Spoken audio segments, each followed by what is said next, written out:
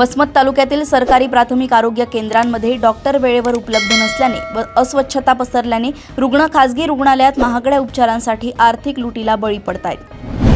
परभणी जिल्ह्यात पुण्यश्लोक अहिल्यादेवी होळकर शेतकरी कर्जमुक्ती योजनेची पहिली यादी जाहीर झाली असून सुमारे 80,000 शेतकऱ्यांना 582 कोटी रुपयांचा थेट कर्जमाफीचा लाभ मिळणार आहे।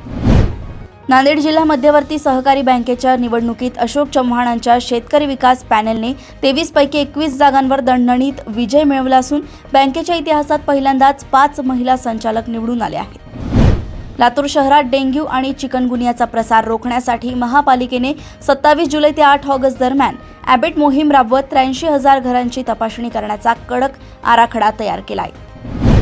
धाराशिव जिल्हा परिषदेच्या व्हिजन 2030 मधील डिजिटल लॅब, विद्युत शवदाहिनी आणि टीव्ही मोबाईल बंद या अभिनव उपक्रमांचे कौतुक करत ग्रामविकास मंत्री जयकुमार गोरे यांनी पूर्ण सहकार्याची ग्वाही दिली आहे।